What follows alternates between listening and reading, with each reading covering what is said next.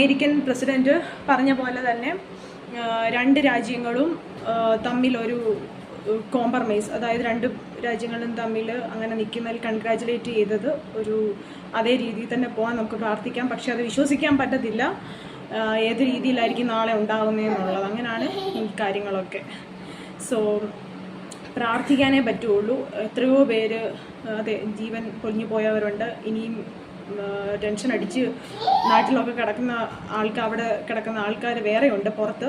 Okay, army always protected, but സിവിലിയൻസിൻ്റെ കാര്യം വളരെ കഷ്ടമാണ്. അവരുടെയൊക്കെ കാര്യം അതിനകത്ത് നിരപരാധികളായ ആൾക്കാർ, ഒരുപാട് ഒന്നും ചെയ്യാത്ത ആൾക്കാരുണ്ട്. അവരൊക്കെ ഒരുപാട് സാക്രിഫൈസ് ചെയ്യുന്നുണ്ട്.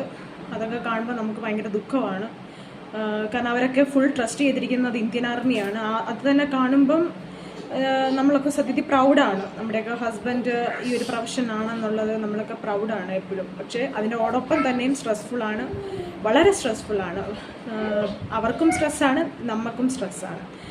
അത് മാനേജ് ചെയ്ത് പോകാൻ വെരി ഡിഫിക്കൽട്ട്. എല്ലാവരും ഓർക്കും നമ്മളിപ്പം അവിടെ ഒരുമിച്ചിരിക്കുമ്പോൾ തന്നെ വേറെ ഇഷ്യൂസൊന്നും ചില സ്ഥലം ഒന്നും ഇല്ലാത്തടത്താണെങ്കിൽ തന്നെ എപ്പോഴും ഡ്യൂട്ടി വർക്ക്, അങ്ങനെ ഓഫീസ് വർക്ക്, അങ്ങനെ മറ്റുള്ള കാര്യങ്ങൾ, പല കാര്യങ്ങൾ, റെസ്ട്രിക്ഷൻ, ലിമിറ്റേഷൻസ്, അത് ഇത് എല്ലാം ഒരു ചിട്ട, ഒരു സിസ്റ്റമാറ്റിക് ആയിട്ടുള്ള ഒരു ലൈഫ് സ്റ്റൈലാണത്. അപ്പോൾ നമ്മളും അതോടൊപ്പം റൺ ചെയ്യുന്ന ഭാര്യമാർക്കാണെങ്കിൽ അതും വളരെ സ്ട്രെസ്ഫുള്ളാണ്. അത് എൻ്റെ ആർമി വൈഫ് ആയവർക്കൊക്കെ, കൂടെ നിന്നിട്ടുള്ളവർക്കൊക്കെ അതറിയാം. മാനേജ് ചെയ്യാൻ വെരി ഡിഫിക്കൽട്ട്. മറ്റുള്ള ജോലിയെ പോലെയല്ല, വെരി ഡിഫിക്കൽട്ട്. ബാക്കി എല്ലാ കാര്യവും സേഫ് ഓക്കെ ആണെങ്കിലും വെരി ഡിഫിക്കൽട്ട് ടു മാനേജ് ഒരു വെരി ഡിഫിക്കൽട്ട് ടു മാനേജ്. അത് മാനേജ് ചെയ്യാനൊക്കെ ഭയങ്കര ബുദ്ധിമുട്ടുള്ള കാര്യമാണ്. അതാണ് ഞാൻ കഴിഞ്ഞൊരു പോസ്റ്റിൽ ഇട്ടതിൻ്റെ കാര്യം. എല്ലാവരെയും അല്ല, ഒരു 185% ആൾക്കാരും നമ്മുടെ കേരളത്തിൽ, മൊത്തത്തിൽ ഞാൻ ആക്ഷേപിച്ചതല്ല കേരളത്തിനെ. പക്ഷേ സത്യത്തിൽ ഈ പട്ടാളത്തിൽ ഇരിക്കുന്ന ആൾക്കാരെ ഇപ്പം എൻ്റെന്നല്ല, മറ്റു ആർക്കും പട്ടാളത്തിൽ ഇരിക്കുന്ന ഒരാളുടെ വീട്ടിൽ പോലും അവരെ സാക്രിഫൈസ് ചെയ്യുന്ന ബുദ്ധിമുട്ട്, അല്ലെങ്കിൽ അവരുടെ വൈഫ് സാക്രിഫൈസ് ചെയ്യുന്ന ബുദ്ധിമുട്ട് എന്തൊക്കെയാണെന്ന് ഒന്നും അറിയാത്തവരാണ് കൂടുതലായിട്ടും. മനസ്സിലായില്ലേ?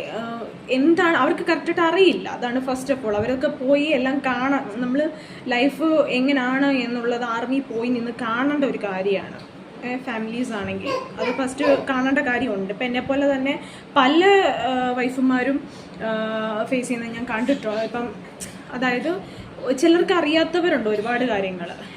അപ്പം എല്ലാവരും അത് കണ്ട് മനസ്സിലാക്കണം. നമ്മുടെ സ്ട്രെസ്സ് എത്രത്തോളമാണ്, അവർ വർക്ക് ചെയ്യുന്ന അനുസരിച്ച് നമുക്കുണ്ടാകുന്ന സ്ട്രെസ്സുകൾ, അവർക്കുണ്ടാകുന്ന സ്ട്രെസ്സുകൾ എത്രത്തോളം ആണെന്നുള്ളത് ശരിക്കും അവിടെ വന്ന് കാണേണ്ട ഒരു കാര്യം തന്നെയാണ് ആർമിക്കാരുടെ വീട്ടുകാരൊക്കെ.